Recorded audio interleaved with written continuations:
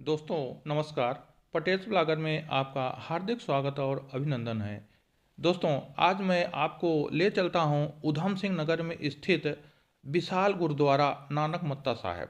नानक मत्ता साहिब जितना ही विशाल है उतना ही पवित्र स्थान माना जाता है। नानक मत्ता साहिब का यह प्रसिद्ध गुरुद्वारा रुद्रपुर से 56 किलोमीटर की दूरी पर रुद्रपुर टनक मार्ग पर स्थित है। यदि आप खटीमा की तरफ से आते हैं तो 15 किलोमीटर की दूरी पर स्थित है। दोस्तों आज हम इस ब्लॉग में आप लोगों को गुरुद्वारे का प्रसिद्ध स्थान का दर्शन करवाने के बाद नानक सरोवर के बारे में जानकारी देंगे और वहाँ के शांत सरोवर के दृश्यों को दिखाएंगे।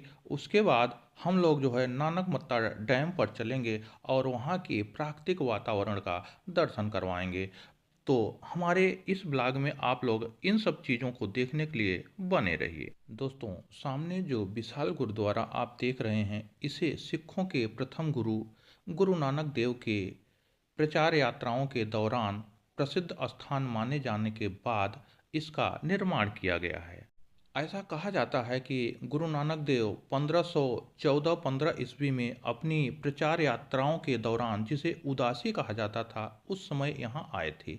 गुरु नानक देव के पहले यहाँ पर सिद्ध योगियों का वास हुआ करता था जो कि गोरखनाथ के शिष्य माने जाते थे और इस स्थान को गोरखमत्ता के नाम से जाना जाता था। जब सिखों के प्रथम गुरु गुरु नानक देव यहाँ आए तो योगियों और गुरु नानक देव जी में आध्यात्मिक संवाद होने के बाद योगियों ने यहाँ से जाना उचित समझा और उसके बाद से इसका नाम नानक मत्ता साहिब पड़ गया।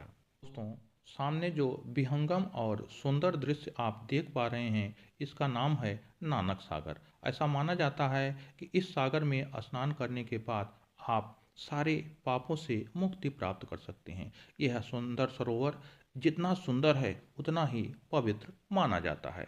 दोस्तों यह गुरुद्वारा उत्तराखंड का सबसे विशाल और पवित्र गुरुद्वारा माना जाता है। ऐसा कहा जाता है कि 1975 के दौरान इस गुरुद्वारे का आधुनिक स्वरूप प्रदान किया गया। गुरुद्वारे के लिए जमीन रजा मेहंदी अली खान ने दान में दी थी जो सिखों के 10वें गुरु गुरु गोविंद सिंह से प्रभावित थे। साहिब वृक्ष है जहाँ गुरु नानक देव बैठ करके ध्यान मग्न होते थे। कहा जाता है कि इस पीपल साहिब वृक्ष के नीचे बैठ करके मन को शांति और संतुष्टि प्राप्त होती है और आनंद की अनुभूति होती है। दोस्तों सामने जो विहंगम और सुंदर दृश्य आप देख पा रहे हैं इसका नाम है नानक सागर। ऐसा माना जाता है कि इस सागर में स्नान करने के बाद आप सारे पापों से मुक्ति प्राप्त कर सकते हैं। यह सुंदर सरोवर जितना सुंदर है उतना ही पवित्र माना जाता है। दोस्तों जब आप इस पवित्र गुरुद्वारे में दर्शन करने के लिए आएँ तो इस नानक सागर के किनारे थोड़ी देर बैठना न भूलें। जितना इसका पवित्र जल है उतना ही प्राकृतिक रूप से यह सुंदर है। गोल्डन फिश सुंदर सुंदर मछलियाँ आपको आकर्षित कर सकती हैं। आप इसके पानी को छू करके मछलियों को छू करके बहुत ही शांत और मानवता को संदेश देने वाला ज्ञान प्राप्त कर सकते हैं। इन छोटे छोटे जीवों को देख करके आपके मन में गुरु नानक देव की शिक्षाएं जरूर याद आएंगी। दोस्तों हम आपको बता दें कि यहाँ पर गुरु पर्व बैसाखी और गुरु नानक जयंती पर प्रत्येक वर्ष बहुत बड़ा मेला लगता है जब बहुत सारे दर्शक और पर्यटक दूर दराज से यहाँ आते हैं। दोस्तों गुरुद्वारे में दर्शन और भ्रमण करने के बाद आपको हम ले चलते हैं नानक मत्ता डैम पे जो इसके पीछे आधे किलोमीटर पर स्थित है।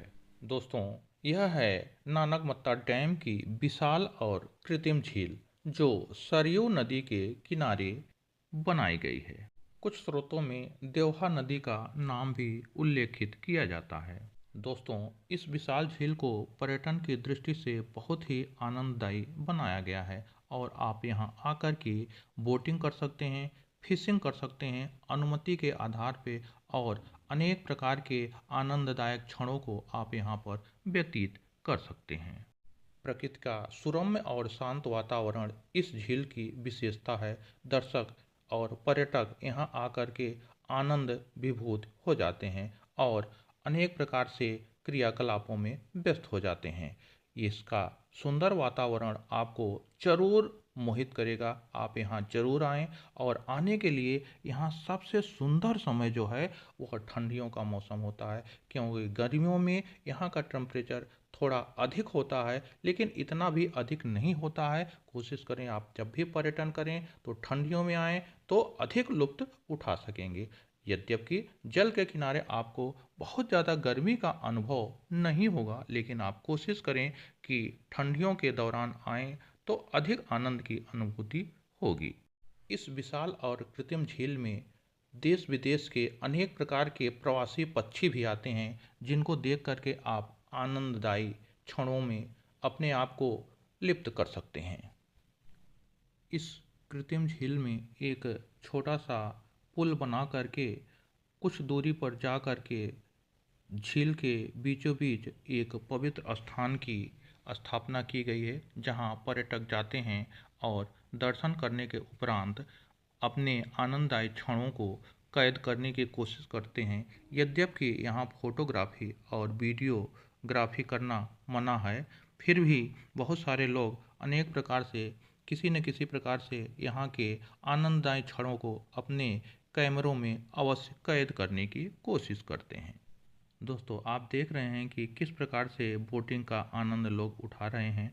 पैडल बोट और हाथ से चप्पू चलाने वाले नाव की भी व्यवस्था है। जिस तरह से आपको सुविधा हो उस तरीके से नाव का प्रयोग करके आप नौका विहार का भी आनंद ले सकते हैं। दोस्तों, नानक मत्ता साहिब में कई ऐसे स्थान हैं जहां पर आप पर्यटन का आनंद उठा सकते हैं। आज हमने गुरुद्वारे का पवित्र दर्शन और उसके पीछे नानक मत्ता डैम के बारे में थोड़ी बहुत जानकारी दी। इसके अलावा भी यहाँ पर अनेक खूबसूरत स्थान हैं, जैसे पंखा साहिब, दूध वाला कुआं और डैम पे बने हुए 7 द्वार, जहाँ से पानी खोल करके बहाव को निकाला जाता है। उस स्थान का सुंदर और लहराता हुआ फरफराता हुआ पानी का सुंदर दृश्य हम आपको अगले ब्लॉग में दिखाने की कोशिश करेंगे। प्यारे दोस्तों, आपको मेरा यह ब्लॉग कैसा लगा, प्लीज़ शेयर करके कमेंट करके हमें ज़रूर प्रोत्साहित करने की कोशिश करें। नानक मत्ता साहब पर थोड़ी सी जानकारी आपको शेयर करने की कोशिश किया। बहुत बहुत धन्यवाद।